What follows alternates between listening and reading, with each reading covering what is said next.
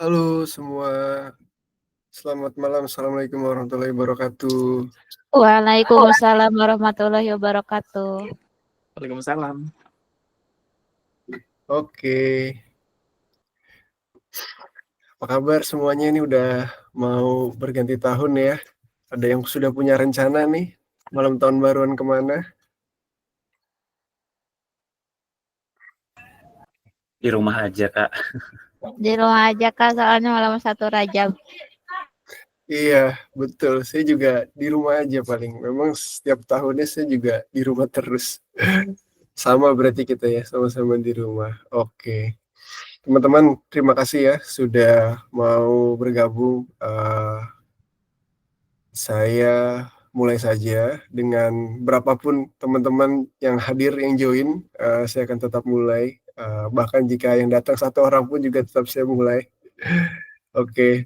Oh ya, ini saya izin rekam ya. Nanti saya mau upload di YouTube juga buat teman-teman yang nggak sempat datang, mungkin nanti bisa lihat di YouTube. Eh, saya sembari ingin share screen ya terkait eh, agenda kita hari ini, malam ini. Gak banyak sih, tapi moga-moga bisa bermanfaat ya. Kita lebih banyak buat ini, saling mengenal mungkin ya, biar juga terasa kekeluargaannya gitu. Nah, ini ada refleksi tahun 2024, nanti agendanya pertama yang akan kita bahas. Kemudian kita juga mau doa bersama gitu ya, untuk menyambut 2025 nanti, moga-moga apapun yang kita doakan bisa terwujud. Lalu ada kita zikir bersama juga nanti. Sama ya ada sharing session lah buat teman-teman nih mungkin yang apa namanya punya pertanyaan atau ingin sharing ya bolehlah di-sharing gitu ya. Eh, dari kemarin juga saya lihat di grup ada beberapa yang sharing juga. Saya seneng grupnya sudah mulai rame. Namun juga saya nggak bisa selalu ini ya, mohon maaf respon karena keterbatasan waktu dan kesibukan. Tapi kalau saya lagi ada free time, saya akan balas gitu ya. Oke, eh, refleksi tahun 2024. Sebelum kita mulai, kita berdoa dulu yuk bersama-sama teman-teman. Moga-moga acara yang singkat ini bisa bermakna dan bermanfaat buat kita semua ya. Berdoa dipersilakan, host.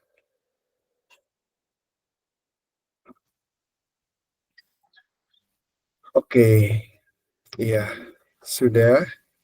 Nah, jadi gimana nih tahun 2024 ini berjalan untuk kehidupan teman-teman semua yang ada di sini?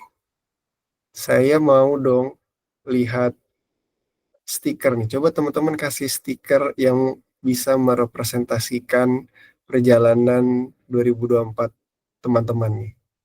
Oh, Mbak Dewi Marisa udah mulai ngasih stiker tuh. Stikernya sedih Mbak Dewi Marisa ya. Mbak Susi Ginting juga stikernya sedih.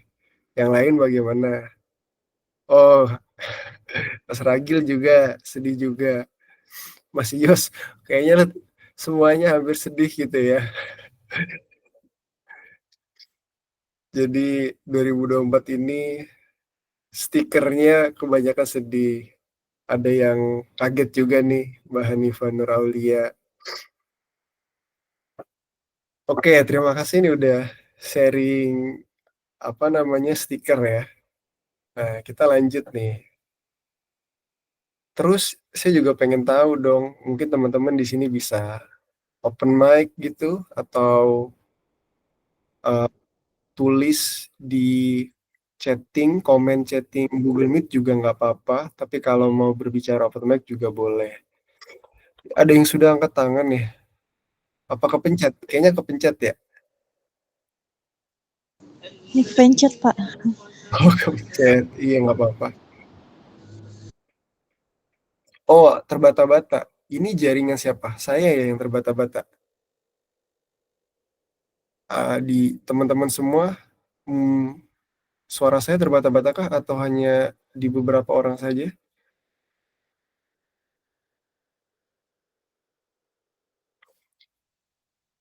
Eh, Gimana? Apa suara saya masih terbata-bata? Saya coba. Udah enggak? Oh, di Mas Ragil aman, di Mbak Susi aman, di Mbak Dewi aman. Oke, iya aman ya. Eh siap. Nah, boleh dong kita refleksi yuk. Kalau tadi kan diwakilin dengan stiker. Nah, saya pengen yang sekarang jangan diwakili dengan stiker gitu. Nah, saya pengen tahu dong, teman-teman, kenapa sih tadi stikernya ada yang sedih, kayaknya hampir semuanya sedih ya. Sedihnya ada yang air mata, ada yang tanpa air mata gitu. Tapi rata-rata sedih semua. Boleh dong diceritain apa yang sudah berjalan baik dan apa yang belum gitu ya. Mungkin masih agak sedikit malu teman-teman di sini ya. Saya coba beri contoh sedikit. Nanti teman-teman bisa ikutan. Saya contoh kehidupan saya dulu. Jadi di tahun 2024 ini, apa yang sudah berjalan baik, ya yang saya syukuri, ini alhamdulillah saya diberikan beberapa rizki yang sangat luar biasa dalam hidup saya. Termaksud seperti misalkan saya kelahiran anak pertama saya di tahun ini. Saya menjadi ayah di tahun ini, alhamdulillah. Dan di tahun ini juga buku pertama saya terbit. Saya menerbitkan buku. Jadi di tahun yang sama anak lahir, buku terbit, dan selain itu ya saya juga sempat alhamdulillah ya, diberangkatkan oleh Allah untuk umroh bareng istri ketika kondisinya waktu itu masih hamil besar. Jadi hamil sekitar 6 bulan sebelum melahirkan kita umroh dulu di sana. Agak sedikit was-was dan deg-degan sebenarnya ya bahwa kondisi hamil umroh, apalagi waktu itu bulannya sedang lagi rame-ramenya jamaah membludak di sana gitu ya. Sangat deg-degan sekali waktu itu saya berangkat. Bahkan ketika sudah sampai depan Ka'bah pun saya juga masih memikirkan istri saya nih gimana, takutnya kesenggol, kegencet, atau kedorong orang, atau terjatuh. Tapi alhamdulillah ya, nggak terjadi apa-apa, semuanya berjalan lancar aman. Malah banyak keajaibannya saat umroh, banyak peristiwa-peristiwa yang tidak bisa saya jelaskan secara akal logika yang terjadi di umroh. Jadi alhamdulillah tidak terjadi hal yang buruk, tapi sebaliknya hal yang baik. Nah, yang belum baik apa? Jadi ya namanya hidup pasti ada yang senang dan sedih ya. Seperti teman-teman tadi stikernya sedih, saya juga ada beberapa fase-fase dalam tahun 2024 ini yang mungkin belum berjalan baik, sehingga menyedihkan hati, membuat hati saya terenyuh gitu ya. Nah, ada juga momen-momen seperti itu. Salah satunya yang belum berjalan baik adalah saya di tahun ini terlalu banyak megang beberapa kerjaan, sehingga saya tidak fokus atau tidak konsentrasi pada satu kerjaan karena saya banyak megang kerjaan sana sini gitu ya. Termaksud juga cita-cita saya mendirikan lembaga kesehatan mental senyumhati.com ini juga di tahun ini tuh tadinya saya pikir nggak akan terlaksana gitu ya. Saya pikir baru akan jadinya tahun depan karena berbagai macam kesibukan tadi. Namun setiap harinya selalu ada panggilan hati saya yang mengatakan bahwa ayo kamu harus bikin lembaga ini berjalan di tahun ini. Selalu ada semacam kayak petunjuk, bisikan gitu untuk memulainya di tahun ini, jangan ditunda. Akhirnya saya mengorbankan beberapa pekerjaan saya yang lain untuk saya tinggalkan, untuk saya lepaskan agar saya bisa membangun si senyumhati.com ini di tahun 2024. Alhamdulillah kan jadi bisa bertemu dengan teman-teman, jadi kenal sama teman-teman, jadi bisa nambah keluarga baru, jadi bisa berinteraksi, bersilaturahmi yang sebelumnya saya tidak bayangkan bahwa apakah ini bisa berjalan gitu. apakah ada yang mau join gitu. Tapi alhamdulillah teman-teman mau join dan jadi keluarga baru akhirnya kita. Di situ saya yang di situ akhirnya saya mendapatkan pelajaran untuk ya harus dalam hidup harus ada beberapa pengorbanan yang harus saya korbankan gitu ya. Jadi sebenarnya saya ada pekerjaan yang sebenarnya pemasukan saya sangat besar di kerjaan itu gitu. Tapi saya harus korbankan, saya harus tinggalkan, saya harus berani untuk say goodbye terhadap pekerjaan itu. Ya karena ada panggilan-panggilan hati, panggilan jiwa untuk apa yang saya inginkan ini gitu ya. Nah itu sih yang belum berjalan baik terkait dengan kesibukan saya dan akhirnya konsentrasi saya yang terpecah belah, yang tidak bisa fokus. Nah, jadi di tahun 2025, insya Allah saya ingin lebih fokus. Saya ingin lebih mengerjakan hal yang memang panggilan jiwa saya aja gitu, panggilan hati saya aja, yang saya inginkan gitu. Nah, saya juga belajar dari pengalaman 2024 diri saya. Ketika saya melakukan beberapa pekerjaan yang tidak sesuai hati saya, walaupun nominal atau materinya besar gitu ya, selalu ada saja peristiwa yang mengecewakan dan menyayat hati gitu ya dalam perjalanannya, dalam mengerjakannya gitu ya. Ya mungkin ini petunjuk juga dari Tuhan, dari Allah bahwa ya jangan di sini gitu. Mungkin saja ya itu tafsiran saya. Karena setiap saya menjalaninya ada saja problem-problem yang ya sama seperti teman-teman temui mungkin ya. Jadi kekecewaan, uh, kegelisahan, pengkhianatan mungkin gitu ya. Ya udah di situ saya akhirnya kembali lagi ke jiwa saya, kembali lagi ke panggilan hati saya, dan saya yakin rezeki tidak akan pernah putus, rezeki dari Allah tuh pasti sudah ditentukan. Saya berjalan nating tulus saja gitu. Mungkin itu teman-teman. Kalau dari cerita saya, nanti boleh ya tanya jawab. Mungkin teman-teman juga ada yang mau kepada saya atau mau sharing juga boleh gitu ya. Karena ini kan memang sesinya kita saling mengenal gitu ya. Iya, ini ada Mas Yos. Silakan Mas Yos. Kak Irfan, mohon maaf ternyata di sini ada azan Isya. Kak, sebentar Oke. ya Kak ya. Oh iya, Baik. oke. Mas Yos. Ya karena memang ini kita beda-beda daerah ya. Nggak semuanya satu zona waktu yang sama. Saya juga senang juga gitu ya. Saya bisa bersilaturahmi sama teman-teman yang terdiri dari beragam daerah tempat tinggal yang jauh-jauh juga dari tempat saya tinggal saya gitu. Saya senang juga akhirnya punya saudara-saudara baru dari tempat-tempat yang berbeda. Insya Allah kan kalau saya bisa main ke salah satu kota tempat tinggal teman-teman, kita bisa silaturahmi. Ya ini salah satu keajaiban setelah ini ya, setelah saya memutuskan untuk saya coba bangun senyum hati ini, akhirnya kan bisa ketemu sama lintas kota teman-teman, nambah keluarga baru. Yang lain mungkin ada yang mau sharing juga di sini. Tempat dan waktunya bebas, santai, tidak ada paksaan, tidak ada tuntutan. Bahkan teman-teman kalau yang mungkin merasa terbebani dan malu atau tidak mau, jangan merasa berkecil hati atau jangan merasa tertekan. Teman-teman mendengarkan pun di sini juga nggak apa-apa. Ini tempat yang sehat, yang aman buat kita semua. Apabila teman-teman mau sharing, silakan.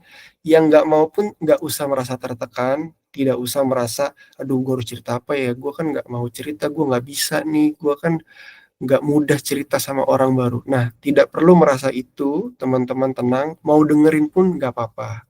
Silakan. Oke, ini ada Kak Hanifah Nuraulia. Silakan Kak Hanifah.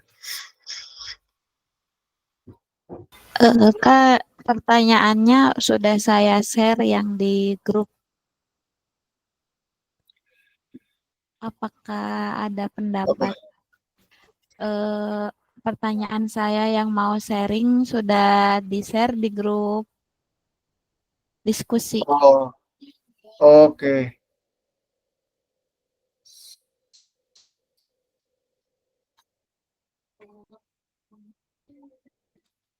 Diskusi. Bentar. Sharing dan curhat. Maaf. Iya. Oh, ini. Iya. Boleh Kak Hanifah coba dibacain lagi aja Kak di sini Kak. Kita dengerin bareng-bareng sama teman-teman juga yang lain.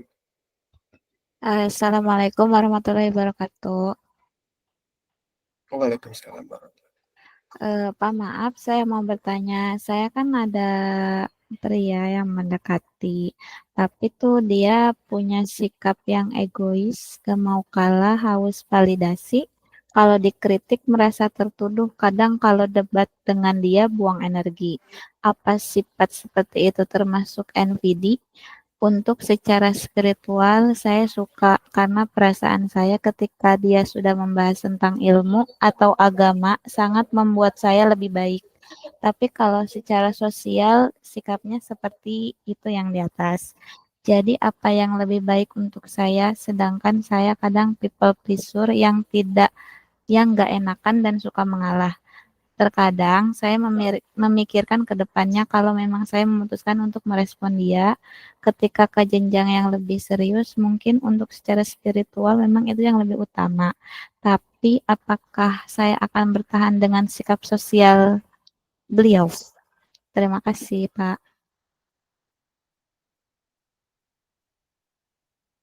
Iya, Kak Hanifah. Terima kasih. Jadi ini berarti refleksi Kak Hanifah di tahun ini ya.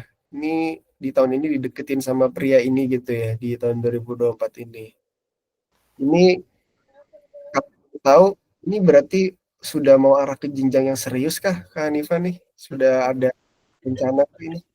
Masih pertimbangan, soalnya kan antara secara spiritual saya cocok, tapi secara sosial dari wataknya itu saya tidak cocok. Iya, oke. Teman-teman yang lain di sini kalau ada yang mau menambahkan juga boleh ya. Mungkin ada yang mau ini dulu mungkin. Yang lain mungkin ada yang mau ngasih masukan, pendapat. Ada yang punya pengalaman sama mungkin dengan Kak Hanifah Nuraulia sehingga bisa berbagi pengalaman sharing nih di sini ke teman-teman yang lain. Ada nggak kira-kira dari teman-teman yang lain yang ingin membantu nih atau ingin tukar pikiran dengan kasus atau pertanyaan dari Kak Hanifah Nuraulia? Ada nggak? Gimana teman-teman? Nggak ada ya? Oke. Iya, Kak Hanifah, mungkin singkatnya kalau dari saya, ketika Alhamdulillah untung saya juga sudah menikah ya, jadi saya bisa berbagi pengalaman dengan Kak Hanifah. Jadi kalau ketika kita menikah, di sini juga mungkin pasti banyak ya beberapa hadirin yang datang di Google Meet ini udah menikah. Bisa sharing juga ya nanti yang udah menikah nih gimana pandangannya. Nah ini ada yang sharing tuh, Dewi Marisa. Kalau saya nanya lewat ketikan bisa atau tidak? Oh kirain mau berbagi, kirain mau ngasih masukan, mau nanya.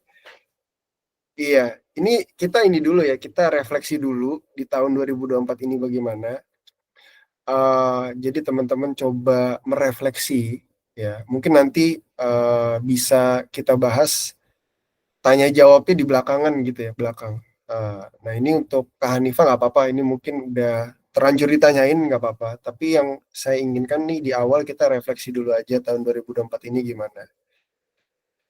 Iya, Kak Hanifah, eh, singkatnya kalau dari saya, ketika nanti menikah itu kan kita akan lebih banyak waktu bersama pasangan kita, mungkin bisa dibilang apa seharian, bukan seharian juga ya. Eh, Ya terus berhari-hari lah kita kan akan sama pasangan kita ya, pagi, siang, malam, pagi lagi, ya pagi, siang, malam terus ketemu pagi, siang, malam ketemu pagi lagi, begitu kan ya. Jadi kita akan selalu sama orang ini terus ketika menikah, selalu sama orang ini terus. Dan kita kan tentu tidak mau nikah ini kan ini ya, gagal gitu ya. Jadi kita kan pasti ingin pernikahan kita tuh ya awet sampai akhir hayat. Sehingga, kita akan bersama orang ini terus sampai akhir hayat, maunya gitu kan, kita bersama orang ini sampai akhir hayat.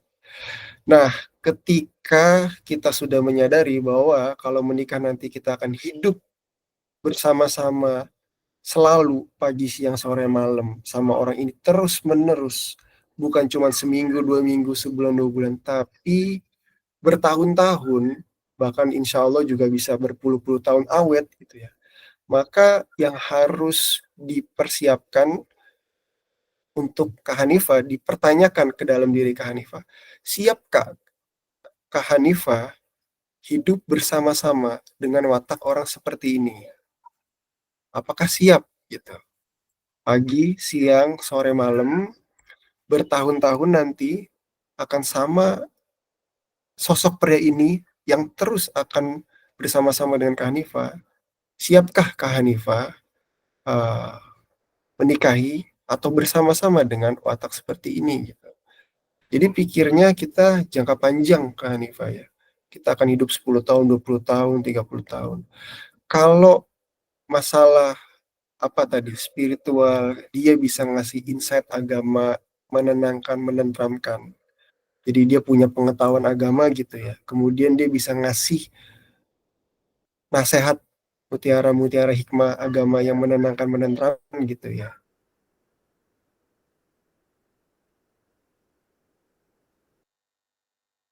Itu kan berarti poin plus ya.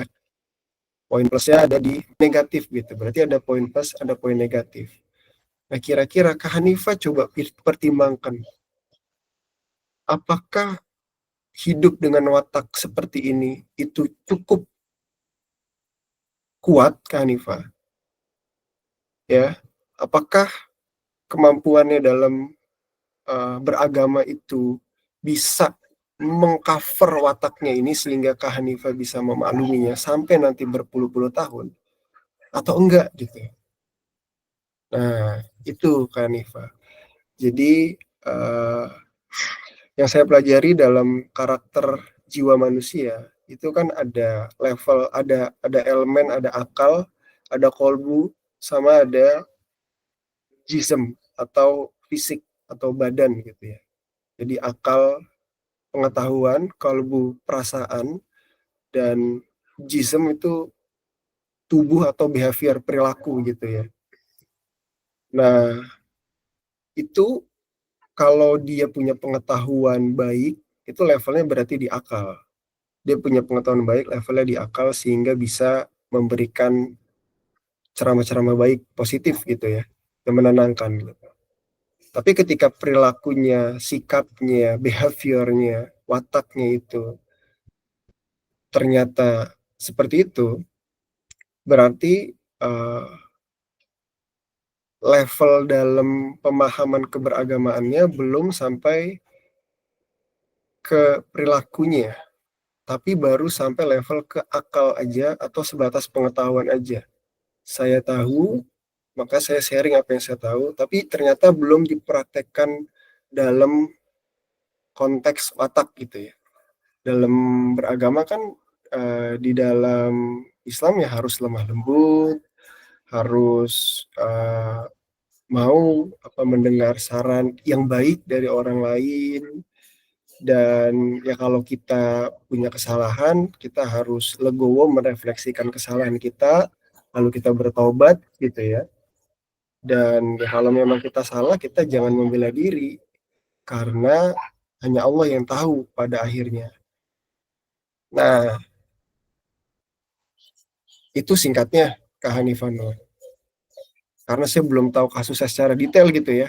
Saya hanya tahu dari yang cerita itu aja. Mungkin membantu Kak Hanifah Nur. Baik, Pak, sangat membantu. Jelas nggak Kak Hanifah atau ada yang masih dibingungin? Alhamdulillah, Pak, udah jelas. Iya. Nah, Kak Hanifah, sepengalaman saya, merubah watak itu jauh lebih susah Kak Hanifa daripada mengubah pengetahuan dari yang nggak tahu menjadi tahu gitu ya. Karena saya ngajar juga di kampus universitas, saya ngajar mahasiswa yang nggak tahu jadi tahu itu ya lebih mudah. Jadi saya kasih tahu nih mahasiswa, gini loh caranya, ini loh ilmunya, itu lebih mudah. Tapi kalau merubah watak itu umumnya lebih susah, lebih susah. Itu pengalaman saya aja. Baik Pak, dapat dipahami. Mas Yos, silakan Mas Yos. Terima kasih Pak. Sama-sama. Baik, baik, terima kasih Kak Irfan. Assalamualaikum warahmatullahi wabarakatuh. Baik, salam kenal semuanya teman-teman. Aku Ios. Sedikit refleksi apa yang sudah berjalan nih Kak Irfan. Dari perjalanan 2024 ini cukup sangat-sangat luar biasa challenge-nya.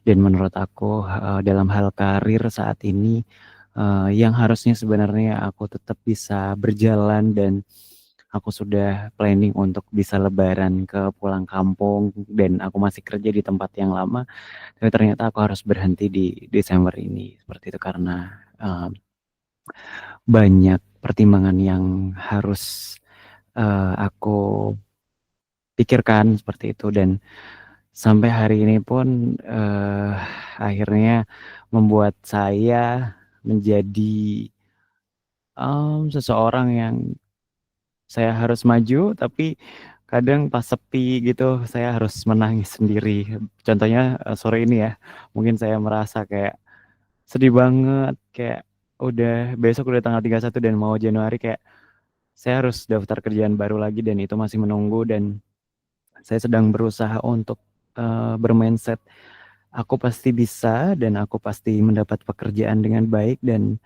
aku sekarang berusaha untuk konsentrasi berdoa dan berdoa karena berdoa dan usaha tentunya. Cuman mungkin karena ada beberapa hal yang kayaknya jadi kayak mungkin suasana juga tidak ada yang untuk di-sharing kan, gitu. Jadi kayak mungkin kadang sedihnya tuh keluar sendiri gitu, nangisnya kadang keluar sendiri gitu. Jadi kayak ditahan di dada sakit, terus dikeluarkan pun masih belum bisa. Jadi kayak perjalanan yang cukup melelahkan karena banyak beban mental dan moral yang saya sampai hari ini masih berusaha untuk menyimpan, tapi saya berusaha untuk lillahi ta'ala insya Allah Allah akan memberikan yang terbaik di suatu saat nanti dan Allah akan kasih jawaban dari semua sujud saya seperti itu. Itu sih Kak Irfan. Cukup berat, cuman dari siang tadi udah menahan nangis sih sampai sekarang. Cuman ya, oke, baik. Saya pasti bisa dan kita bisa semua teman-teman. Itu sih Kak Irfan dari saya. Jadi pekerjaan yang cukup buat saya nggak oke. Karir saya hancur. Oke. Harus memulainya lagi. Oke Kak Ios, terima kasih juga udah sharing ya, udah refleksi di tahun 2024. Aduh, yuk teman-teman yang lain kita support Kak Ios yuk, dengan kita kirimin ini ya, stiker love ya. Nah ini kayak saya, semangat Kak Ios. Karena tadi Kak Ios pun juga dengan statement kalimat penutupnya sangat indah sekali ya. Walaupun diterpa beragam banyak cobaan dan tantangan, tapi Kak Yos mampu menutup itu semua kalimat akhirnya dengan insya Allah saya pasti bisa dan kita semua juga bisa. Jadi Kak Yos bukan hanya mendoakan dirinya aja, tapi Kak Yos juga mendoakan kita semua. Kak Yos mendoakan setiap orang yang hadir di sini bahwa kita semua pasti bisa. Subhanallah. Terima kasih banget Kak Yos sudah sharing ya. Refleksi tahun 2024. Insya Allah nanti kita doa dan ya saya akan bantu doakan juga gitu ya. Setelah ini kita akan doa bersama. Nah ini teman-teman yang lain juga beberapa ada yang menulis di kolom chat gitu ya, karena kondisinya sedang tidak kondusif untuk open mic gitu ya, sehingga menulisnya di chat. Ini saya coba izin membacakan ya beberapa chat yang udah masuk nih. Dari Ibu Susi Ginting, izin Pak Irfan dan teman-teman semua, dikarenakan di sini kurang kondusif, saya nggak bisa open mic nih. Jujur di tahun 2024 ini sangat berat bagi saya karena resolusi yang saya susun belum ada yang terwujud di tahun ini. Dan hal tersebut membuat saya down gitu ya. Tetapi seiring berjalannya waktu, saya berusaha untuk tetap melakukan yang terbaik untuk mencapai resolusi itu meskipun tidak berjalan dengan baik. Meskipun resolusi di tahun ini belum tercapai, tetapi saya tetap bersyukur Allah masih memberi kesehatan untuk saya dan saya bisa berjumpa dengan keluarga saya. Semoga kegagalan di tahun ini menjadi terbukanya pintu untuk terwujud resolusi saya di tahun 2025 nanti. Amin ya Allah. Terima kasih. Ya, eh Susi ini subhanallah ya, apa namanya, ceritanya juga eh, sangat menyentuh sekali. Ayo kita juga beri support yuk untuk Kak Susi dengan stiker love, sama seperti Mas Yos tadi, kita support juga untuk Kak Susi. Kak Susi, kita dukung Kak Susi, moga-moga bisa juga tercapai ya di tahun 2025 apa yang di tahun ini belum waktunya ya. Mas Ragil, ini saya jadi pasien polijiwa di tahun 2024. Wah, yuk kita juga doakan Mas Ragil ya. Moga-moga di tahun 2025 sudah jadi alumni ya. Alumni pasien polijiwa. Bukan pasien lagi, tapi alumni. Amin, yuk kita beri love Amin. juga yuk. Kita dukung Amin. lagi. Terima kasih Mas Irfan. Iya. Oke, apa ada yang Kak Ragil mau cerita? Mas boleh tanya nggak? Apa tuh? Jadi kalau tadi ditanya untuk refleksi tahun 2024 apa yang sudah berjalan baik dan apa yang belum, sebenarnya eh ini tahun yang agak nyebelin. Karena apa? Karena di tahun ini seperti yang aku tuliskan tadi bahwa tahun ini tepatnya di bulan Februari ini aku resmi jadi pasien polijiwa gitu kan. Dan saya masih mencoba kontrol diri ketika ada trigger atau manic atau mungkin tiba-tiba overthinking aku tuh kambuh di waktu yang kita nggak bisa kontrol gitu loh Mas. Misalnya nih nggak tahu kenapa tiba-tiba merasa ketakutan. Misalnya aku lagi mau naik bis aja nih, kan kita ngadang bis dulu terus tiba-tiba tangan gemeteran. Dan itu kemarin saya udah mencoba mengamalkan apa yang disarankan Mas Irfan dan sebagainya, tapi mungkin memang belum kayak ibaratnya saya pusing dikasih minum obat terus selesai gitu ya Mas ya. Lah, nanti minta tolong, ayo dibantu, bener Mas Irfan, terima kasih. Nanti tolong teman-teman semuanya dibantu doa ya biar apa namanya, problematika kita semua selesai dan nanti Allah ngujinya yang biasa-biasa aja. Jangan yang levelnya tinggi-tinggi dulu. Karena eh aku takut intuitive thoughtku itu pengen pulang, pengen dijemput gitu. Gitu Mas Ivan. Terima kasih. Oke, Kak Ragil, terima kasih juga udah sharing gitu ya. Iya, kita doakan buat Kak Ragil juga ya, buat teman-teman. Iya, menarik sekali tadi bahwa moga-moga diujinya nanti yang sedang-sedang aja, yang ringan-ringan aja, jangan yang berat-berat gitu ya Kak Ragil ya. Nah, eh nanti kita akan doakan, namun ya ujian Karagil kita nggak bisa memilih gitu ya untuk ujian, tapi saya yakin bahwa dengan adanya komunitas ini, yang saling support, saling mendoakan, saling membantu, insya Allah nanti ketahanan, daya tahan dan daya kuat mentalnya Mas Ragil yang meningkat gitu ya. Sehingga yang tadinya masalahnya terasa berat, lama-kelamaan insya Allah moga-moga ini yang kita harapkan terjadi gitu ya. Yaitu masalahnya kok jadi bisa lebih kecil, jadi nggak terasa gitu ya. Karena daya tahan dan kekuatan mental Mas Ragil meningkat gitu ya. Oke, ini Oke, Mas Ragil juga share nih di chat, GERD dan mahku juga makin parah Kak karena asiatiku semoga di tahun 2025 sembuh total. Oke, iya. Sebenarnya banyak juga ya yang konsultasi ke saya masalah GERD juga ya, asam lambung. Dan mungkin nanti akan saya bikinkan sesi tersendiri terkait asam lambung gitu ya. Moga-moga ada waktunya tentang asam lambung sendiri karena memang banyak gitu ya yang datang ke saya menanyakan masalah asam lambung.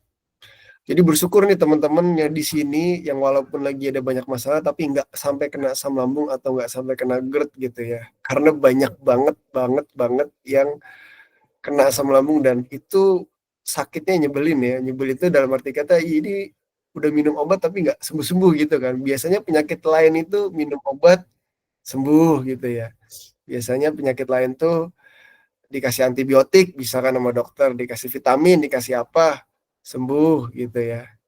Nah ini asam lambung ini unik nih, ini dikasih obat sama dokter tapi nggak menjamin juga bahwa ini akan bahkan ada yang konsultasi sama saya obatnya udah habis banyak gitu ya, habis banyak udah bertahun-tahun bahkan gitu ya.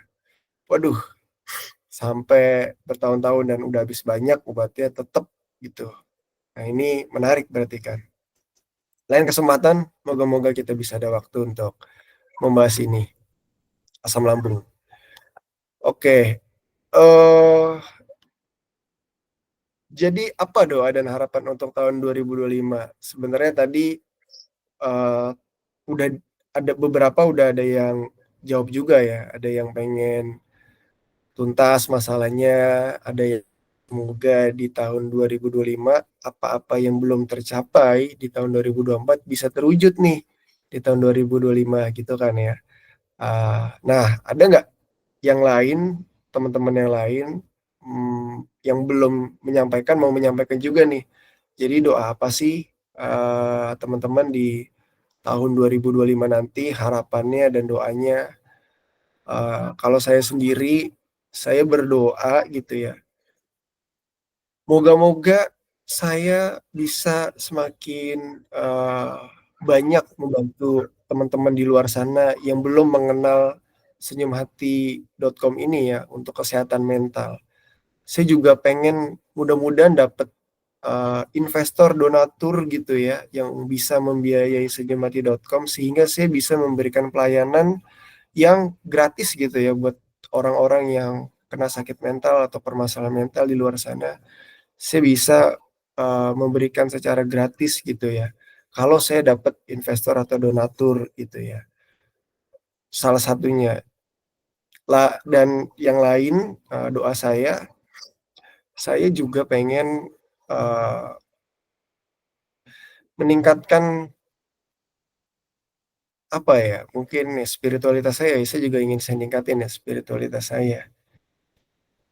Saya ingin ada beberapa capaian target spiritualitas saya yang semoga bisa tercapai di tahun 2025. Iya, ada beberapa contohnya misalkan ya, saya ada target menghafal Al-Quran, moga-moga saya bisa hafal juz yang saya targetkan di 2025 gitu ya. Nah itu kalau saya gitu ya. Teman-teman gimana yang lain? Ada nggak yang ingin teman-teman doakan, ingin teman-teman sampaikan di sini? Ini kayaknya di kolom chat juga sudah mulai rame ya.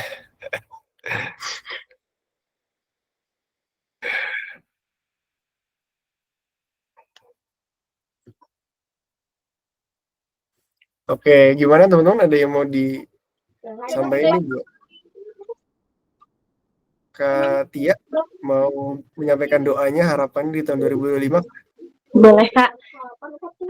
Harapannya ya yang pertama sih tetap sehat, tetap kuat buat semuanya yang sedang diuji, terkhususnya diri sendiri, memperbaiki diri juga karena selama ini kita diuji tuh karena bukan mungkin ya, karena memang menzolimi diri sendiri gitu. Jadi tetap sehat apapun keadaannya dan bisa menjalani hari-hari dengan semangat lagi.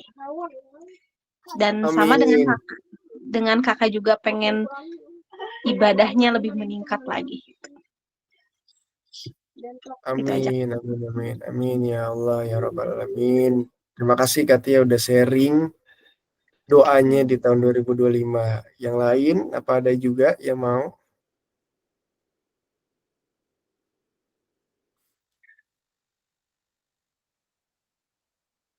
Oke.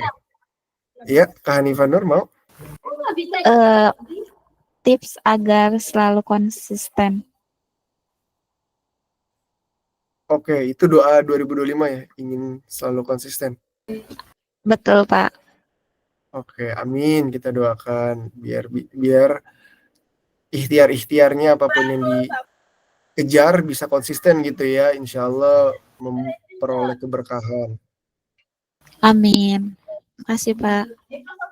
Yuk, oke, kalau gitu 2005 sembuh bahagia, amin tuh doanya tuh, semoga 2005 sembuh bahagia. Oke, ini sekarang saya coba kita mau doa ya. Jadi saya akan berdoa dengan bahasa Indonesia. Teman-teman di sini kalau ada yang ingin mau mengikuti secara khusyuk boleh sambil mengejamkan mata gitu ya, sambil memakai handset di tempat yang mungkin sepi gitu ya. Tapi jika tidak memungkinkan tidak apa-apa, teman-teman di sini bisa mengikuti dalam hati ya dalam keadaan tidak mengejamkan mata pun juga tidak apa-apa, senyamannya teman-teman. Tapi saya di sini ingin berdoa buat teman-teman semua yang saya akan utarakan dengan bahasa Indonesia gitu ya teman-teman.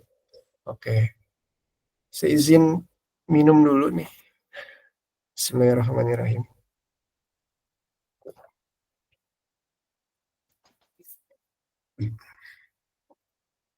Oke, saya mulai ya teman-teman. Kita akan doa bersama. Auzubillahi minasyaitonirrajim. Bismillahirrahmanirrahim. Allahumma sholli ala Muhammad wa ala ali Muhammad. Allahumma sholli ala Muhammad wa ala ali Muhammad. Allahumma sholli ala Muhammad wa ali Muhammad. Dengan namamu ya Allah, yang Maha Pengasih lagi Maha Penyayang. Ya Allah, aku memohon padamu dengan rahmat-Mu yang meliputi segala sesuatu. Ya Allah, aku memohon kepadamu ya Allah, dengan kekuatan-Mu yang dengannya Engkau taklukkan segala sesuatu. Ya Allah, ampunilah dosa-dosa kami yang meruntuhkan penjagaan kami. Ampunilah dosa-dosa kami yang merintangi doa kami padamu, ya Allah. Ampunilah dosa-dosa kami yang merusak nikmat. Ampunilah dosa-dosa kami yang memutus tali harapan padamu, ya Allah. Ampunilah dosa-dosa kami yang mendatangkan bala pada kehidupan kami, ya Allah. Ampunilah, ya Allah. Ya Allah, kami datang menghampirimu dengan berzikir padamu. Sempatkanlah kami untuk bersyukur padamu, ya Allah. Kami memohon padamu dengan penuh kerendahan, kehinaan, dan kekhusyuan, agar Engkau memaafkan dan Engkau menyayangi kami. Dan jadikanlah kami rela serta puas atas segala apa yang nantinya akan Kau berikan. Ya Allah, aku mohon kepadamu, laksana permohonan orang-orang yang terdesak oleh kesulitan. Aku mohon kepadamu, laksana orang-orang yang terlilit oleh kedesakan. Ya Allah, aku memohon kepadamu, aku menghampirimu, seakan-akan tak ada jalan lain, kami sudah terpojok segala urusan kami dan hanya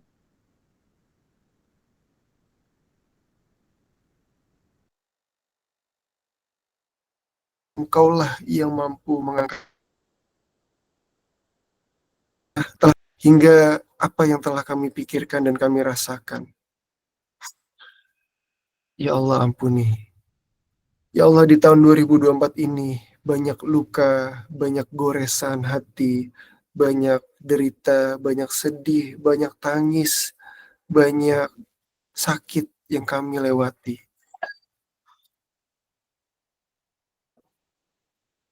Namun ya Allah, jangan sampai Engkau membutakan mata batin kami, sehingga seakan-akan tahun ini tidak ada baiknya untuk kami.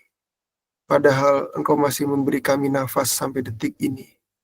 Padahal Engkau masih memberikan rezeki sampai detik ini. Jangan Kau buat luka-luka kami menguasai pikiran kami, hingga seakan kamu tidak pernah hadir, padahal kamu maha dekat, bahkan lebih dekat dari urat nadi kami sekalipun, ya Allah. Ya Allah, sembuhkanlah kami ini yang punya masalah mental. Sembuhkanlah depresi kami. Sembuhkanlah kecemasan kami. Sembuhkanlah stres kami. Sembuhkanlah keputusasaan kami. Sembuhkanlah asam lambung kami. Sembuhkanlah sakit-sakit kami. Sembuhkanlah overthinking kami.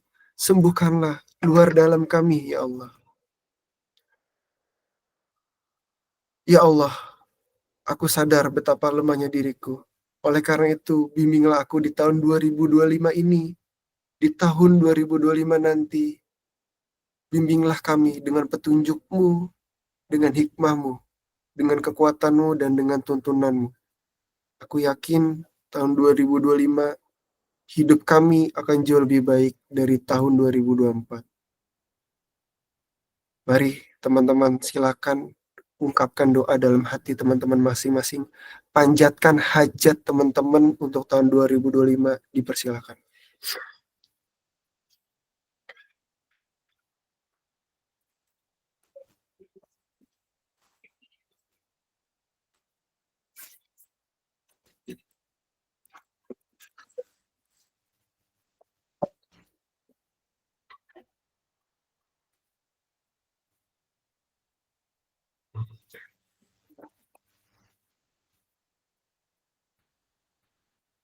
Alhamdulillah, Alhamdulillah wa syukurillah. Allahumma sholli ala sayyidina Muhammad wa ala ali sayyidina Muhammad. Iya, teman-teman, itulah tadi terapi doa bersama kita yang sudah kita lalui ya. Alhamdulillah, senang banget akhirnya rencana saya untuk terapi doa bareng-bareng teman-teman bisa terlaksana. Yang awalnya saya pikir kayaknya nggak ada nih yang mau join gitu ya. Kayaknya pada sibuk gitu ya teman-teman, mungkin takutnya udah ada agenda, udah ada rencana, atau nggak tertarik gitu ya. Ternyata alhamdulillah nih banyak juga yang join dan akhirnya terlaksana. Terima kasih ya teman-teman nih udah meluangkan waktunya untuk uh, ikut berpartisipasi dalam doa bersama ini. Alhamdulillah. Teman-teman, ini ada sedikit zikir yang kita bisa dendangkan, bisa kita senandungkan bersama bareng-bareng gitu ya. Ini biasa juga saya bacakan untuk diri saya sendiri juga biasanya dalam waktu-waktu saya luang, saya bacakan ini. Nah ini mungkin saya akan pimpin gitu ya, teman-teman bisa mengikuti masing-masing. Hasbunallah wa ni'mal wakil. ni'mal maula wa ni'mal nasir, hasbunallah ni'mal wakil, ni'mal maula wa ni'mal nasir, hasbunallah ni'mal wakil, ni'mal maula wa ni'mal nasir, hasbunallah wa ni'mal wakil, ni'mal maula wa ni'mal nasir. Teman-teman baca ini pakai hati, insya Allah teman-teman, ini sangat menenangkan. Saya sudah mempraktekannya bertahun-tahun, teman-teman. Ini sangat membantu saya dalam menenangkan. Baca dengan hati, ya Allah, Engkau adalah penolong kami. Cukup Engkau aja, ya Allah, nggak perlu yang lain. Cukup Engkau, karena Engkau sebaik-baiknya pelindung. Hasbunallah wa ni'mal wakil, ni'mal maula wa ni'mal nasir, hasbunallah wa ni'mal wakil, ni'mal maula wa ni'mal nasir. Alhamdulillah ya Allah, teman-teman nanti bisa dibacakan juga ini untuk diri teman-teman ya. Teman-teman bisa amalkan,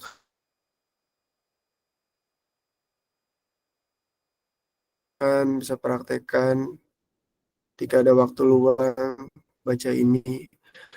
Mungkin ketimbang scroll gitu ya, bisa diganti ini dalam berapa menit. Oke teman-teman,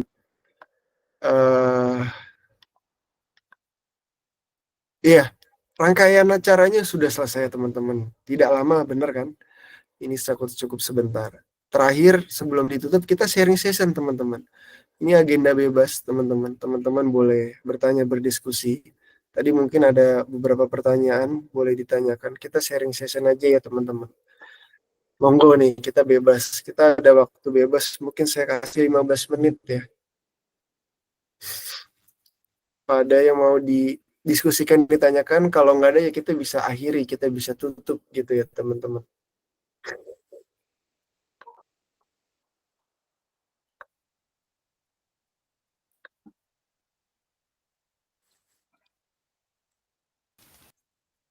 Pak, izin bertanya, Atau ada yang ya, boleh. apakah emosional intelligence itu penting? Oke, Kak Nifa, Bismillah ya saya jawab. Emotional intelligence, iya betul. Emotional intelligence itu sangat penting. Bahkan menurut beberapa literatur yang saya baca, itu jauh lebih penting ketimbang IQ ya, atau intelligent quotient. Nah itu kan dulu waktu kita sekolah ada tes IQ gitu-gitu ya. Konon katanya kan IQ tertinggi itu ada di Einstein gitu ya. Atau ada orang lain mungkin juga yang udah ngalahin Einstein IQ-nya. Tapi yang paling jadi begini, runtutan sejarahnya itu dulu ada tes psikologi, kemudian ditemukanlah tes IQ. Ya, itu sekitar tahun, saya lupa tahun berapa, tapi itu yang pertama tuh IQ dulu. Lalu kemudian seiring berjalannya waktu, ada tokoh namanya Daniel Goleman. Daniel Goleman ini menemukan adanya EQ, emotional quotient. Nah, dari hasil penelitian Daniel Goleman ini, emotional quotient itu jauh lebih penting ketimbang IQ, karena IQ itu kamu pintar, tapi belum tentu kamu bisa survive dalam menjalani kehidupan. ya. Kamu bisa memecahkan matematika, kamu bisa menjawab pertanyaan, kamu bisa ranking 1 atau bisa bikin strategi bisnis yang bagus, kamu bisa presentasi dengan bagus. Itu IQ gitu ya. Tapi yang menentukan kita sehari-hari dalam kehidupan ini itu bukan IQ. Nah, menurut Daniel Goleman itu ya emotional quotient. Sebab nilai IQ kamu, nilai rapot kamu itu tidak akan bisa mengantarkan kamu pada kelapangan dalam menerima cobaan gitu ya. Kedewasaan dalam menerima tantangan gitu. Jadi emotional intelligence itu penting. Nah, cuma setelah itu ada lagi penelitiannya. Jadi runtutannya ini IQ dulu, habis itu IQ. Nah, kemudian yang paling baru ini kalau nggak salah namanya Danar Johar ya, kalau nggak salah si penemunya. Kalau tadi IQ itu Daniel Goleman, emotional quotient. Nah, yang terakhir ini kalau nggak salah Danar Johar itu menemukan SQ atau spiritual quotient gitu ya. Spiritual. Nah, menurutnya yang penting itu adalah spiritual. Jadi dibanding dengan IQ ya, bukan emosional tapi IQ itu spiritual jauh lebih bagus, dan dibanding dengan emosional sendiri itu spiritual quotient masih juga lebih bagus gitu menurut si penemu itu. Kenapa? Karena contohnya begini teman-teman, ada banyak orang yang kebutuhan dasarnya terpenuhi, makan minum terpenuhi, pekerjaan juga ada, keluarga juga ada, banyak nih yang terpenuhi. Tapi banyak juga dari mereka yang sudah terpenuhi kebutuhan dasarnya, mereka lari ke narkoba atau tidak bisa tenang hidupnya gitu ya.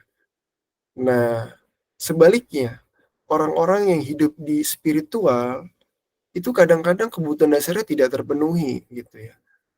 Makan belum tentu. Ada orang yang puasanya banyak gitu ya untuk mendalami spiritual. Nah, itu kan makannya juga kekurangan. Tapi mereka mendapatkan kebijaksanaan dan kebahagiaan hidup. Nah, salah satu fenomenanya itu gitu ya.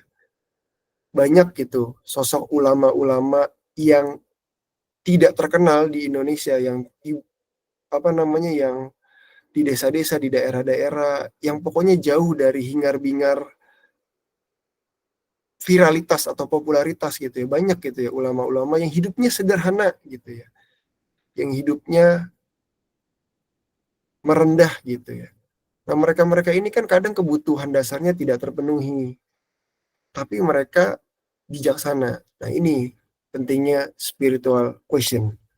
Jadi bukan hanya emotional question, tapi juga spiritual question. Mungkin menjawab apa Kak Hanifah? Baik, Kak, terjawab. Terima kasih, Kak. Oke, sama-sama. Ya, Kak Irfan mungkin sedikit saya tanya. Halo? Iya, boleh.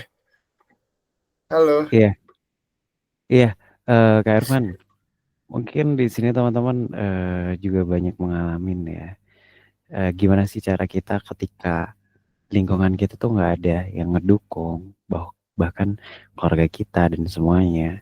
Apalagi kita kan sedang kayaknya berjuang sendiri banget gitu.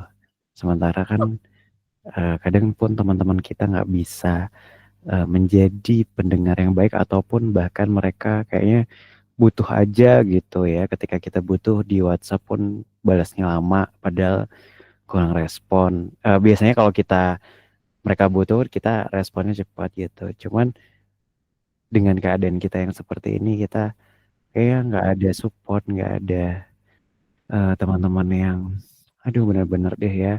Bahkan keluarga pun kayak nggak support, nggak tahu kondisi kita seperti apa, itu gimana sih kita cara kita bertahan, cara kita untuk benar-benar bisa berbagi, kita benar-benar kayak, aduh kita sakit banget nih, bener sakit banget, kayak pengen nangis, pengen ini, kayak gitu. Gimana nih kira-kira Kak Irfan untuk menghadapi itu semua? Kayak kita tuh nggak punya siapa-siapa lagi gitu selain Allah ya pasti. Cuman kan yang namanya manusia butuh teman ngobrol dan butuh teman curhat pasti yang benar-benar dipercaya. Kayak gitu sih Kak. Oke, ya, Mas Yos, makasih ya. Bismillah ya. Nah, saya jawab, Allahumma sholli ala Muhammad wa ala Muhammad. Sebenarnya mungkin masih nyambung tadi ya dengan jawaban dari Kak Hanifah Nur Aulia. Tadi saya jawab ada SQ, spiritual question gitu ya. Jadi mungkin masih menyambung ke situ. Iya, salah satu caranya Mas Yos.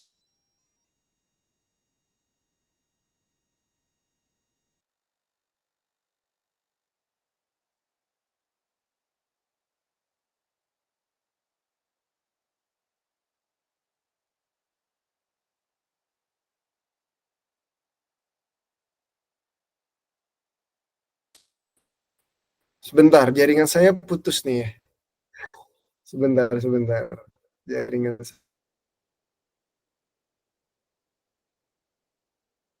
saya kurang.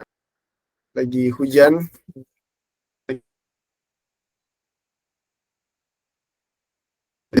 Oke, saya lagi ya. Jadi menyambung tadi ke jawaban Kak Hanifah Nur Aulia, yaitu ada spiritual question. Jadi dari teori spiritual question ini, ketika banyak kebutuhan dasar tidak terpenuhi, seperti bukan hanya makan minum, tapi kebutuhan dasar itu juga kebutuhan sosial, support, dukungan tidak terpenuhi, somehow itu tetap bisa lebih bertahan ketimbang yang spiritual question-nya itu lebih rendah kalau berdasarkan dari teori ini gitu ya.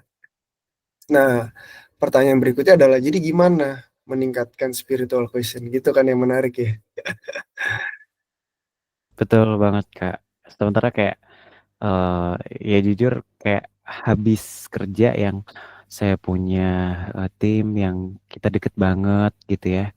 Saling support sana sini, terus bahkan WhatsApp pun fast respon banget.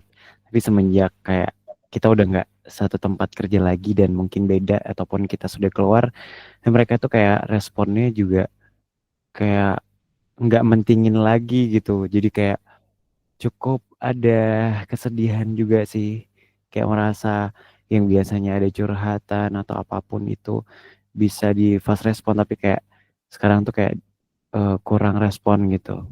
Itu sih Kak, jadi kayak merasa nggak ada temen ya akhirnya, kayak merasa terbuang gitu. Cuman sih mereka sih nggak merasa kayak gitu juga gitu, hanya asumsi mungkin ya sebagai manusia. Cuman ya namanya manusia di kondisi saat ini seperti ini, apalagi yang tadi Kak Ragil bilang kita masuk di pasien polijiwa itu kayak, aduh gue nangis banget nih. Tadi sempat kayak nangis gitu sih denger baca itu sambil bener-bener ngeluarin air mata. Jadi kayak, gimana ya? Kayaknya gue sendiri banget nih, saya harus sendiri banget nih gitu. Gak ada temen catatan pun, gak ada yang biasanya timnya solid banget atau apapun itu. Cuman kayaknya akhirnya saya harus mengalihkan membaca buku, dan kayaknya ada yang terjawab juga kayak seiring berjalan waktu semua kita akan ditinggal oleh semua orang gitu. Ya perlahan sih bisa menerima, cuman cukup sulit untuk akhir-akhir ini dan dengan kondisi yang seperti ini kayak gitu. Yang biasanya benar-benar deket kayak gitu sih Kak. Itu yang membuat saya kayak berpikirnya akhirnya berpikir overthinking banyak. Kenapa ya kok mereka akhirnya tidak merespon secepat kilat seperti biasanya, bla bla bla bla kayak gitu kan. Jadi kayak atau mungkin kita ditinggalin atau gimana. Tapi saya berusaha untuk meredam itu semua, tapi ya kalau nggak bisa meredam akhirnya jatuhnya menangis seperti hari ini yang setelah saya bicara curhat tadi, akhirnya saya menangis gitu. Itu sih jalan satu-satunya untuk meluarkan dan melegakan itu semua gitu sih Kak. Itu sih. Oke, kayak sih ya. Jadi ya alhamdulillah ya kita ada komunitas, ada grup WA juga. Mungkin bisa juga nanti teman-teman siapapun gitu ya. Kayak kemarin Kak Ragil ya tiba-tiba ngechat gitu di grup WA itu juga saya senang juga dan direspon juga sama teman-teman yang lain juga saya senang juga. Akhirnya kan kita bisa menjadi ruang bersama kan ketika teman-teman butuh tempat sharing cerita yang non judgmental gitu ya, yang sangat support gitu ya. Akhirnya kan kita bisa mewujudkan itu. Alhamdulillah gitu ya. Kemarin Kak Ragil sharing terus langsung direspon sama teman-teman, sama Kak Ius juga, sama yang lain juga. Akhirnya kan benar-benar jadi tempat yang nyaman jadinya kan buat bercerita. Mungkin kalau Kak Ragil curhat ke grup keluarga, mungkin nggak akan mendapatkan respon seperti itu ya. Mungkin ya saya nggak tahu ya apakah iya atau enggak, tapi ya banyak juga kan orang yang di luar sana nggak nyaman curhat atau melampiaskan keluh kesah dan perasaannya di grup-grup WA circle-nya mereka gitu ya, pertemanan, keluarga, sahabat gitu ya. Malah mungkin ya diceng-cengin, di kata apa namanya dibecandain atau bahkan diajak adu nasib gitu ya. Diajak adu nasib, masih mending saya begini, begini, begini, begitu ya kan. Padahal kan bukan itu respon yang kita inginkan. Jadi moga-moga dengan adanya ini Mas Yos ya, jadi bisa ya mungkin belum bisa mengcover seperti temennya Mas Yos 100% gitu ya, tapi paling enggak adalah kita gitu ya, adalah sekian persennya yang moga-moga bisa membantu gitu ya. Ya 20%, 30% gitu Mas Yos. Iya sih Kak. Iya, memang pada akhirnya kita akan ditinggalkan juga dan memang kehidupan harus terus berjalan dan kita harus terus-terus menuju semangat. Cuman fasenya mungkin lagi perlahan untuk bangkit ya, kayak gitu sih. Betul, betul, betul. Oke, ini Kak Susi ada yang mau ditanyain? Angkat tangan. Mungkin terakhir ya dari Kak Susi ya. Setelah itu mungkin kita bisa istirahat. Silakan. Oke, iya nih. Assalamualaikum warahmatullahi wabarakatuh. Waalaikumsalam. Selamat malam, Pak Irfan dan teman-teman semua. Sini yang ingin saya tanyakan, Pak. Mungkin yang saya tanyakan ini bisa nantinya menjadi bekal maupun pegangan bagi saya dan teman-teman sekaliannya juga untuk menjalani dan menghadapi tahun 2025 nanti, begitu Pak. Untuk pertanyaannya gini, terkadang setiap proses perjalanan dalam kehidupan ini kan tidak semuanya berjalan dengan baik sesuai dengan yang kita harapkan, begitu ya kan Pak. Nah, contohnya di saya pribadi begitu. Ada suatu masa maupun episode hidup begitulah yang membuat saya kecewa. Ada yang kecewanya itu kecil, tapi ada juga yang kejadian tersebut membawa kekecewaan yang sangat mendalam bagi saya begitu. Di saat kekecewaan itu kecil bagi saya bisa membuat ataupun menanamkan pikiran positif dalam diri saya gitu Pak. Tapi di satu sisi, di sisi yang lain, ketika kejadian itu membuat saya kekecewaan yang sangat mendalam, itu bahkan saya seperti yang sangat terjatuh ke dalam lubang yang sangat dalam, dan itu sangat sulit untuk bangkit begitu Pak. Saya sangat sulit untuk menanamkan pikiran-pikiran positif begitu. Pertanyaannya adalah gimana sih Pak tipsnya supaya saya begitu nantinya bisa selalu menanamkan pikiran-pikiran positif ketika saya menjalani kehidupan di tahun 2025 nanti. Gitu sih Pak Irfan. Terima kasih Pak.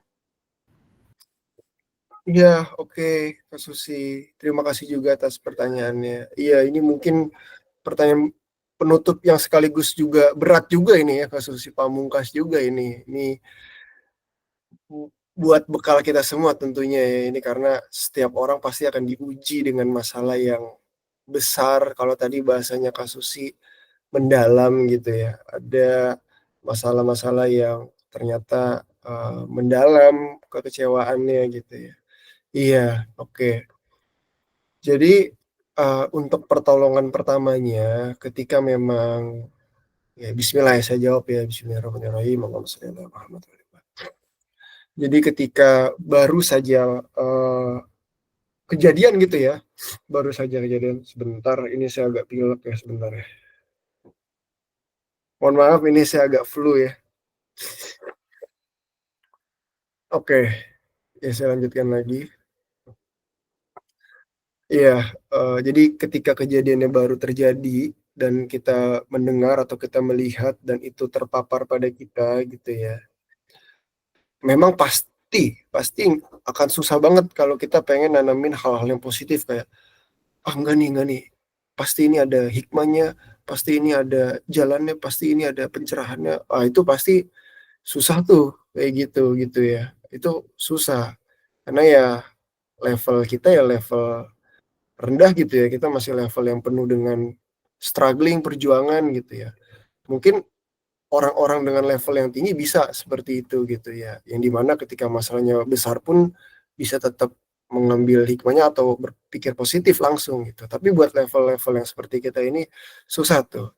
Nah, jadi nggak apa-apa, nggak langsung berpikir itu dulu, Kak Susi dan teman-teman. Uh, itu bisa nanti. Yang terpenting ketika masalahnya itu muncul dan kita baru mendengar dan kita baru terpapar, kita tenangkan diri kita dengan cara ya kita duduk, kita ambil air wudhu, kita tarik nafas kita dari hidung lewat mulut, ya kita tenangin dulu aja gitu ya, tenang ya. Apabila memang itu masalahnya tidak harus diambil tindakan cepat, berarti kita bisa coba tenangin dulu ya, kita duduk, kita tarik nafas dulu. Ini pertolongan pertamanya gitu ya, kita tarik nafas dulu. Dalam beberapa menit mungkin itu yang bisa dilakukan. Tapi kalau kejadiannya butuh tindakan cepat, ya lakukan dulu aja tindakannya. Misalkan contohnya saya dapat telepon, saudara saya kecelakaan gitu ya, kecelakaan parah. Nah, itu kan butuh tindakan cepat. Itu kan mungkin menjadi masalah berat juga buat saya karena saya sayang sama saudara saya atau saya sayang sama keluarga saya, tiba-tiba ada panggilan bahwa keluarga saya kecelakaan, pasti kan saya shock dan akan terkena mental banget kan, akan down banget, wah ini pikiran udah kemana-mana. Nah itu nggak apa-apa, ambil tindakan dulu aja, ambil tindakan sesegera mungkin, secepat mungkin gitu ya. Tapi apabila masalahnya tidak harus mengambil tindakan yang cepat, apapun yang kita mau omongin itu biasanya lebih didominasi oleh emosi tuh. Maka tahan dulu, jangan ngomong dulu, tahan dulu tuh. Rem, tahan, duduk aja dulu. Kalau bisa ambil wudhu lebih bagus, tarik nafas sambil ya beberapa zikir-zikir gitu. Tadi seperti zikir yang tadi saya kasih, bisa gitu ya. Oke, itu dulu gitu, tahap pertamanya. Nah, tahap berikutnya lagi nanti, ini akan ada proses-prosesnya gitu ya. Dan prosesnya ini akan ada beberapa tahap juga, tergantung situasinya juga. Tapi yang ingin saya tekankan di sini, yang pertama, kita sadarin diri kita dulu aja, kita kontrol, kita lagi nggak tenang nih, kita tenangin dulu. Kita lus-lus dada, atau kalau nyaman pakai minyak kayu putih atau wangi-wangian aromaterapi dicium, terus sambil wudhu, sambil zikir, sambil baca-baca gitu ya. Nah, insya Allah tuh itu pertolongan pertamanya yang akan efektif. Baru nanti setelah itu ada capaian, ada ada hal-hal lain yang harus dilakukan agar emosi atau jiwanya itu tidak meronta-ronta atau tidak sakit melama gitu, menahun atau tidak tertekan gitu ya. Contohnya misalkan, oh kita udah tenang gitu ya, tapi masih mengganjal gitu ya. Nah ini mengganjal ini kan harus diekspresikan, harus dikeluarkan tapi dengan cara yang baik gitu ya. Nah, cara yang baiknya apa? Ada banyak hal gitu ya. Yang saya juga sharing juga gitu cara-caranya di beberapa konten sosmed saya gitu ya. Itu sih kasusnya ya. Jadi untuk yang pertama banget dulu, tenang. Sama begini teman-teman. rata-rata kita tuh selalu pengen menyelesaikan satu masalah, tapi kita tidak melihat sisi lainnya. Padahal dalam konteks kesehatan mental itu adalah hal yang holistik, hal yang menyeluruh keseluruhan. Maksudnya apa sih? Maksudnya contohnya begini. Pak, saya punya masalah dengan amarah atau temperamen. Gimana ketika saya ada pemicu masalah, saya tidak mudah temperamen. Nah, kebanyakan rata-rata orang tuh pengennya ngambil sepotong aja ketika ada masalah, ketika ada trigger, gimana caranya biar kita nggak temperamen. Nah, kebanyakan orang pengen tahu itu aja. Kebanyakan orang pengen tahu ketika lagi masalah, nih caranya gimana nih, itu aja. Padahal untuk membentuk jiwa yang bisa menahan temperamen, itu butuh sifat dan kebiasaan serta watak yang menyeluruh. Jadi nggak cukup dari kita lihat dari ketika lagi ada masalah aja. Berarti kita juga harus melihat ketika kita tidak ada masalah, keseharian kita gimana? Perilaku sehari-hari kita gimana? Ketika nggak ada masalah gitu ya. Apakah orang yang biasa terburu-buru, biasa menunda-nunda, lalu dia terburu-buru, dia gegabah, dia panikan. Apakah orang yang memiliki habit kebiasaan seperti itu bisa kemudian menahan temperamen atau amarahnya ketika datang hal yang membuat mereka marah atau trigger atau stimulus yang membuat mereka marah. Ya kan? Jadi harus menyeluruh gitu. Jadi kalau mau mengobati menahan temperamen, dari sifat-sifat sehari-harinya pun juga harus dibenahi. Ya, orang yang tadi saya bilang dengan sifat karakter yang terburu-buru, gegabah, panikan atau menunda-nunda. Kalau orang menunda-nunda itu kan ujung-ujungnya kan pasti dia akan terburu-buru kan, karena nggak kerasa nih udah jam 3 aja, aduh gue belum selesai nih, jadinya buru-buru gitu karena dia menunda. Nah, apakah dengan karakter watak seperti itu dia bisa menahan amarahnya ketika datang stimulus? Ya nggak bisa gitu. Nah, kebanyakan kita cuma pengen tahu ujungnya aja nih, kita pengen tahu ujungnya gimana sih caranya gitu, tapi kita nggak pengen tahu dari awal prosesnya atau keseluruhannya. Maka ketika kita pengen bisa mengcounter emosi atau temperamen kita, contohnya itu atau apapun ya. Dalam pertanyaannya Kak Susi, kalau kita pengen bisa mengcounter kalau kita pengen bisa mengcounter biar kita nggak terlalu down, nggak terlalu sedih gitu. Ya berarti kita juga harus membenahi seluruh aspek kehidupan kita sehari-hari, sifat kita sehari-hari juga. Ya, dengan begitu itu jauh lebih mudah. Itu jauh lebih mudah ketimbang kita cuman pengen tahu ujungnya doang. Oh, gue udah tahu nih tipsnya nih. Jadi kalau gue marah, gue harus tenang, tarik nafas. Berarti gue nggak akan marah gue hilang. Nah, mungkin nggak sih gitu orang yang terbiasanya karakternya, pribadinya setiap hari di rumah gitu ya, di rumah dia ngomel-ngomel gitu ya, atau gegabah, buru-buru gitu ya, dan menyalahi orang lain terus gitu ya. Ketika dikasih emosi, gue tarik nafas aja deh, gue yakin pasti gue akan bisa nggak emosi. Nah, itu tetap sulit gitu ya, karena karakter yang mendukung temperamen itu terjadi, sifat habit sehari-harinya mendukung untuk temperamen itu terjadi. Maka harus rubah kebiasaan sehari-harinya juga. Jadi contoh, oke, orang yang temperamen berarti sifat sehari-harinya ya harus nggak boleh gegabah, pelan-pelan, tentram gitu ya. Jadi kalau misalkan hari ini saya harus berangkat kantor jam 8, ya saya dari jam 7 udah siap-siap, udah OTW, sehingga saya nggak telat. Kalau saya biasa telat, saya biasa menunda-nunda, itu kan saya akan gegabah. Kalau gegabah, pasti saya akan terburu-buru. Kalau buru-buru kan pasti emosinya meningkat. Aduh, gimana ya? Aduh. Itu kan pasti emosi meningkat. Nah, bayangin kalau itu tiap hari terjadi. Pasti kan akan melahirkan temperamen kan. Nah, jadi salah satunya dibenahi seluruhnya dari contohnya tadi, oke berarti saya harus tenang dulu nih, nggak boleh saya tunda-tunda, saya nggak boleh panikan, saya nggak boleh gegabah, saya nggak boleh menyalahkan orang kalau ada apa-apa, ini gara-gara lu sih, gara-gara ini. Terus saya juga harus menjaga tutur kata saya, sopan santun saya sama orang lain. Nah, dengan sifat-sifat seperti itu akan jauh lebih mudah untuk mengatasi temperamen. Ya sama contohnya tadi kayak pertanyaan Kak Susi gitu ya.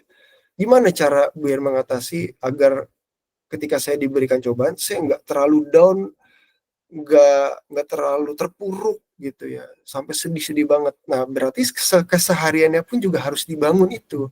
Contohnya apa? Contoh kesehariannya ya berarti dari pola sehari-harinya ketika lagi nggak ada masalah gitu ya. Ketika lagi nggak ada masalah gitu ya, tanamkanlah mindset bahwa alhamdulillah bangun pagi masih bisa melihat matahari. Ya Allah, ini rumah titipanmu, ini bukan punya saya. Ini kalau kamu mau ambil rumah ini sewaktu-waktu ya bisa aja gitu ya. Ya, saya cuma numpang di sini. Terus ketika datang orang yang dalam kesulitan butuh pertolongan kita, terus kita mengusirnya gitu ya. Nah itu jangan gitu. Itu kita coba kita tolong. Kamu kenapa? Iya saya ini. Oke oke saya tolong gitu ya. Nah jadi salah satu kesehariannya gitu ya. Oh masih ada nggak sih rasa cinta berlebih dalam hati saya terhadap apa nih harta benda saya mungkin. Coba bertanya pada diri sendiri. Kira-kira kalau mobil saya dilecetin orang, apakah saya akan marah gitu ya? Kalau saya marah, berarti bisa jadi saya terlalu cinta pada mobil ini, materi ini. Sehingga kalau nanti kenapa-napa sama mobil ini, kita pasti akan down banget, akan sedih banget. Karena kita punya rasa cinta yang berlebih pada mobil ini. Nah, ya atau terhadap kasus lain, kita ada nggak kita perasaan cinta yang berlebih terhadap di dunia ini? Hati kita tuh cinta banget itu. Misalkan cintanya sama mobil, tapi ujiannya bukan mobil, ujian yang lain. Cintanya sama mobil, tapi ujiannya harta benda yang lain hilang. Tetap responnya akan sama. Karena apa? Karena masih ada cinta berlebih gitu ya. Jadi semuanya harus dibenahi gitu ya. Sifat-sifat karakter gitu. Dengan begitu, nanti lebih mudah ketika nanti ada ujian itu datang, kita bisa mengantisipasinya.